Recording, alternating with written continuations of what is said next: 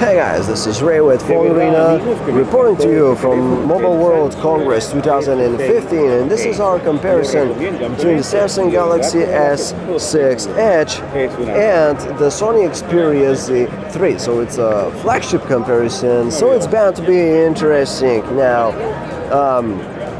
what we really like about the S6 Edge is, of course, the dual curved screen design here, which makes the handset look very characteristic, very futuristic also. So the front has the screen curved here on the right hand side and on the left hand side, making it look very eye-catchy. And now it's also covered by Gorilla Glass 4, so it's really premium here. On the back side we also have Gorilla Glass 4, so it's a glass back cover. It's very flat, but it's also very reflective and attractive to fingerprint smudges, though it still looks pretty cool. Now the framing around the device is made of very high quality metal finish, so the handset overall feels pretty solid, although it's not the most comfortable phone to hold due to the thinness and the sharpness of the bezel right here and here. Now, the Sony Xperia Z3 isn't bad at all, actually. It also has a very similar design, concept with the S6 Edge here. In that, it also features glass for the front and tempered glass for the back here. It's actually less attractive to fingerprints, which is good, and it also has a very sturdy frame surrounding the whole handset.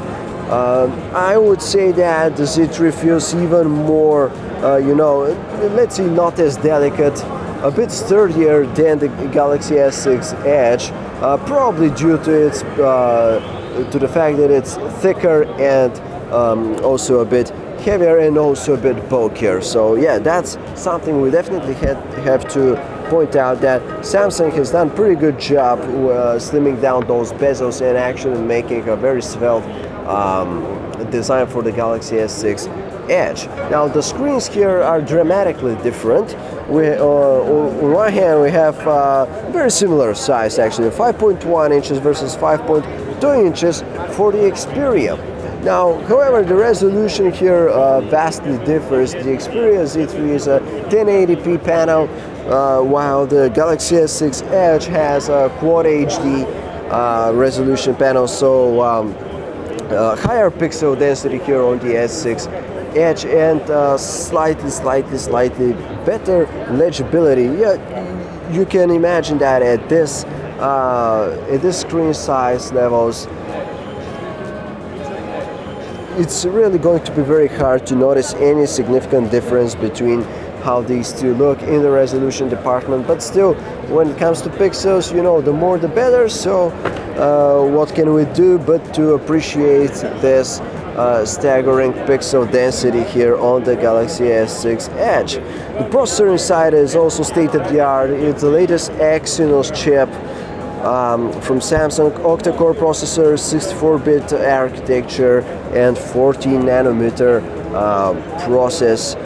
manufacturing process. So this thing is very speedy. I can tell you by the looks of it that response time is very good, and overall I do think that Galaxy S6 Edge will be among the fastest phones once it ships later in April, along of course with other phones such as the Galaxy S6, that is the flat one, and the iPhone 6 and iPhone 6 Plus. This, I think, is really heading towards a very similar level of response time and FPS stability. So hopefully this will indeed be the case when the device ships a bit later in the year. Now, with the Sony Xperia Z3, we also have a very powerful chip. It's a Snapdragon 801 AC processor inside here with Adreno graphics processing unit, and as you can see, it's also holding a pretty good on its own here. I think it exhibits a bit more lag than what we can see on the S6 Edge, but that's normal. Of course, the Z3 is a 2014 device, whereas the S6 Edge is yet to arrive on the market, so it has the benefit of having the newer silicon. Camera-wise, we have a 16 megapixel resolution sensor on the S6 Edge and 20.7 megapixel sensor on the Sony Xperia Z3. Now, there are more megapixels here in the Sony handset, but Samsung camera phones have traditionally slightly outclassed Sony's camera phones, at least in the last couple of generations. So we do expect this to be the case here as well, seeing that the 16 megapixel camera of the Galaxy S6 Edge has been improved from what we had on the Note 4, which was already a really impressive and a truly spectacular camera phone.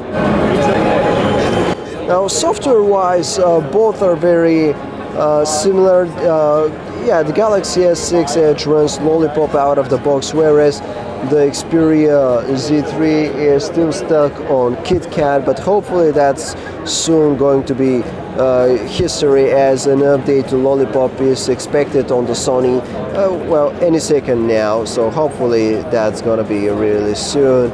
As for the S6 Edge, it's already running Lollipop, and it has the latest TouchWiz, of course, installed here, so it's basically a refined version of what we've already had with handsets like the Note 4 and even the Galaxy S5 before it, but it really looks and feels better, this version, this newer version of TouchWiz. It's also been slightly simplified, so most features won't be that so much in your face. That's already the case, of course, with the Xperia Z3's user experience. So which one you're gonna prefer? Well, that depends on your personal preferences. Don't forget to check out both before you make a decision. So for now, that's it, guys. Our first hands-on comparison between the Galaxy S6 Edge and Sony Xperia Z3. If you'd like to learn more, just check us out at PhoneArena.com.